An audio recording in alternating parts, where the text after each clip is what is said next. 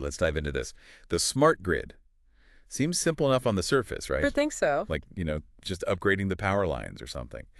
But we've been looking at some material. There's this academic paper from a 2025 conference on energy consumption and some pretty lively chats on the IFIE's PowerGlobe forum. Right. And it turns out defining what a smart grid actually is, well, it's surprisingly tricky. And the definition keeps kind of shifting. It really does. It's not static at all. So, yeah, our mission today is basically to unpack that, try and figure out what the core ideas are, what the debate's about, without getting totally lost in the jargon. And it's funny you mentioned the definition being tricky because that fuzziness, it actually has like real-world impacts. Oh, yeah. Yeah, the paper starts with this great little story. So back in 2021, right, a paper gets published in the IET Transactions on Smart Grid. Standard stuff, grid reliability. But then, just 3 years later, 2024, a follow-up paper comes along, builds on the first one, but it's about grid resilience bouncing back after problems. It makes sense. You'd think. But the same journal rejected it. Different editor, apparently a different idea of what smart grid even means or covers. Wow. Okay, within the same publication. Exactly. In just a few years, it really shows how much things are still in flux, even among the experts. And, the paper mentions the author's university has taught a smart grid course for, 12 years. They've been wrestling with this definition for ages. And it's not just the meaning. It seems like the words themselves are still settling down. Totally. The paper uses smartening the grid in its title, but then points out, in English we mostly say grid modernization. Right, that's the more common term. But apparently in Persian, this word huzmonsazi, which basically means making something smart. Like smartifying. Yeah, exactly. Yeah. That term caught on early and stuck. Yeah. So it just shows, the language itself is evolving alongside the concept. So for you listening, the aim here is really just to cut through that confusion, give you the main takeaways, the core concepts, and the ongoing discussion. Make it stick. Okay, so fundamentally, what are we talking about? The old grid, right? That was mostly a one-way street. Big power plant pushes electricity out. Done. Right. Centralized. Yeah. The smart grid idea is a shift. It's more like a network, a web where energy and information can flow both ways. The two-way street. Exactly. And that's possible because we're weaving in loads more computing power and communication tech all through the system, allows for real-time info sharing. You mentioned the Modern Grid Initiative. Yeah, they talked about these 7 behaviors for a modern grid and that two-way flow of electricity and information that was central to their whole idea. And you can actually see this concept taking off in the research world, right? The paper had those graphs. Oh yeah, the frequency analysis, really interesting. In iExplore, you see this massive jump, just whoosh, in mentions of smart grid right after 2009. Which was when the U.S. announced that big investment, the stimulus package for grid upgrades. Exactly. It's like a light switch flicked on for researchers. It really is. Yeah. And then the other graph from Science Direct. It's a bit different, isn't it? Yeah, the increase there is a bit slower and maybe starts a little later. Could just be the different focus of the journals in that database, Sure. But both graphs, clear as day, show smart grid became a huge topic. It wasn't niche anymore. Its presence just exploded. Okay, so everyone's talking about it, researching it, but what are they actually talking about? Yeah. How are different groups defining this thing? Well, the paper lays out a few key ones. You've got the European Technology Platform. Their focus is very much on intelligently integrating everyone. Everyone. Generators, consumers, and crucially, those who are both like someone with solar panels. The goal is efficiency, sustainability, economy, security. It's quite holistic. Okay, that sounds pretty comprehensive. What about the U.S. perspective? The U.S. Department of Energy, their definition really leans into the digital technology aspect, using tech to boost reliability, security, and efficiency, both economic and energy efficiency. Right. All the way from generation down to the consumer. And they specifically call out integrating distributed resources like your home solar or battery. Gotcha. Tech-focused. And the U.K.? There's a report, Smarter Grids, the opportunity. Their angle emphasizes the sensing, the embedded processing, the digital comms. Basically, the tech that makes the grid observable, controllable, automated, fully integrated. The eyes and brains, you could say. So common themes emerging. Tech, control, efficiency, integration. Definitely. And it's worth remembering these build on earlier ideas. The paper nods to EPRI's IntelliGrid, IBM's Intelligent Utility Didn't Networks. someone compare it to the internet? Yeah, a guy named Nicholson with his electric geodesic network. And places like Carnegie Mellon have been active too, developing things like the smart grid maturity model. Utilities have been experimenting for years. This wasn't an overnight thing. So lots of definitions float around. The paper tries to categorize them, right? Yeah, it boils them down into roughly two camps. First, you've got the definitions that are really technology focused. Like the IEC one. Exactly. The International Electrotechnical Commission. Their definition is heavy on the two-way communication, the distributed computing, the sensors, even sensors at the user's end. It's all about the kit, the infrastructure. Okay. Camp 1, tech. What's Camp 2? Camp 2 is more problem-focused or outcome-focused. What does the smart grid do? Ah, right. ERAAG, that's the European Regulators Group, their definition is a good example. It's about cost-effectively integrating everyone to get an efficient, sustainable system, low losses, high quality, secure supply, safety. Less about how you do it, more about the results. And you mentioned Math Ballin's definition earlier. Where does that fit? His is interesting. It's kind of outcome-focused too, but very specific outcomes, like enabling renewables, smoothing out demand, encouraging energy efficiency, and empowering consumers to be active participants. Okay, so it's not just one thing. It's tech enabling solutions to various problems. Precisely.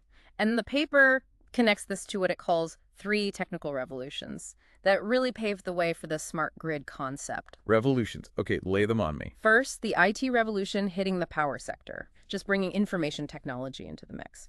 Second, deregulation, or maybe re-regulation, changing how the electricity market operates. Right, opening things up. And third, the fact that distributed energy resources, DRs, the smaller local sources, became technically and economically feasible. IT, markets, and local generation. Okay. And then the paper shows how this view itself has evolved, kind of broadened out into the energy transition. How so? Well, IT enabling becomes digitalization, a deeper, wider use of digital tools.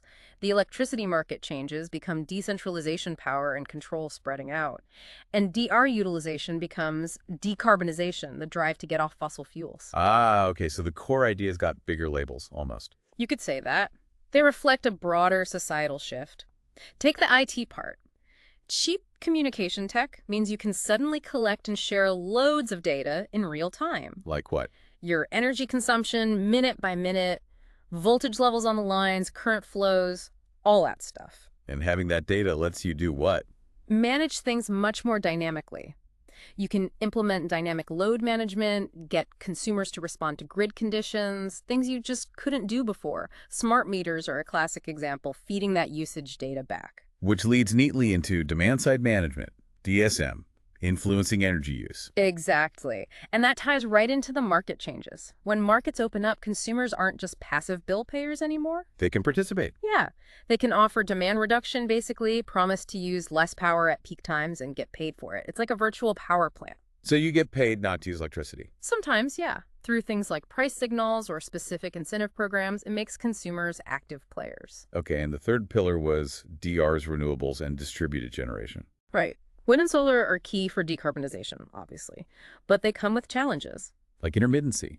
The sun doesn't always shine, the wind doesn't always blow. Exactly. But integrating them closer to where the power is actually used, think rooftop solar helps. It reduces energy lost in long-distance transmission, and it can actually make the local grid more reliable. It's a move away from relying solely on huge, distant power plants. Makes sense. Now, the paper pivots a bit here, looking at that online discussion. Yeah, the IEEE PowerGlobe forum.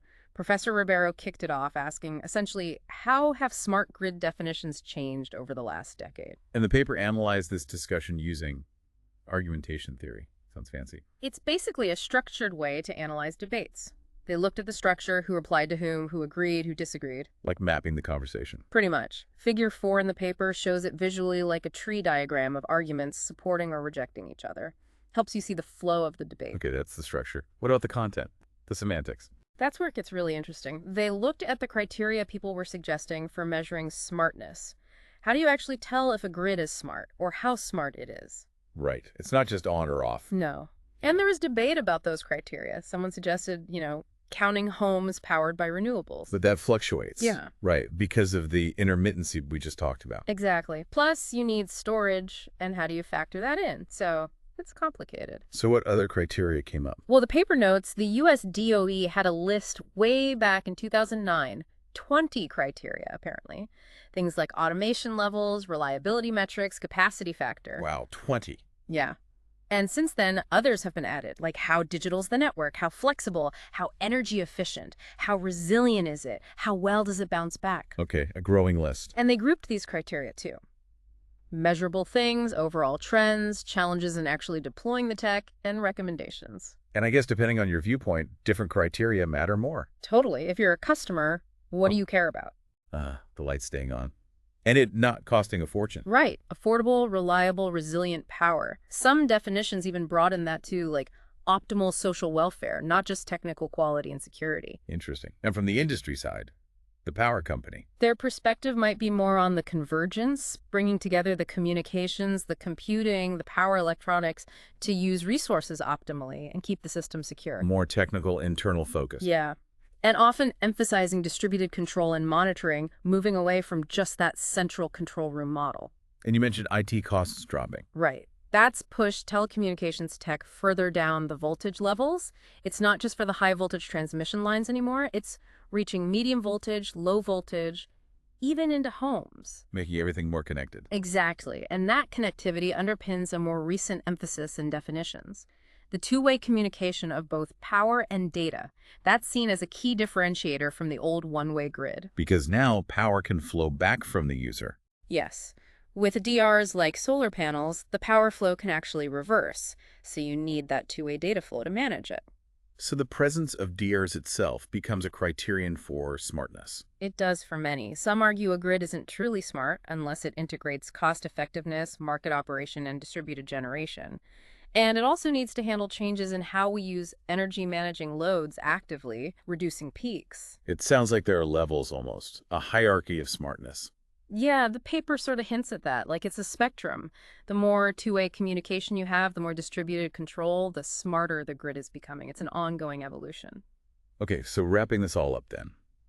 The big picture seems to be that smart grid isn't really a destination you arrive at with a fixed, agreed-upon definition. Not at all. It's much more of a journey, an evolving concept. Driven by tech, by market changes, by the push for sustainability. Exactly. It's less about flipping a single smart grid switch and more about this continuous process of smartening or modernizing the grid we have, incrementally.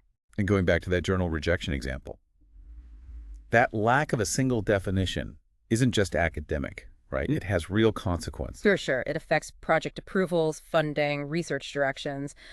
Understanding these different facets, these different definitions and perspectives is pretty crucial for anyone involved in energy or even just curious about how our lights will stay on in the future. Absolutely. Which kind of leaves us with a final thought to chew on, doesn't it? Go on. Given all this evolution, all these valid viewpoints, what's ultimately going to be the defining feature? What will make everyone globally finally nod and say, okay, that's a smart grid? Good question. Will it be a specific technology, reaching a certain percentage of renewables, or maybe something more fundamental, like a completely different relationship between us, the consumers, and the energy system itself? That's the multi-billion-dollar question, isn't it? It could be any of those, or maybe a mix. Definitely something to think about. And hey, if you are thinking about it, digging into the sources we mentioned or that PowerGlobe forum might spark some more ideas. For sure. Lots to ponder there.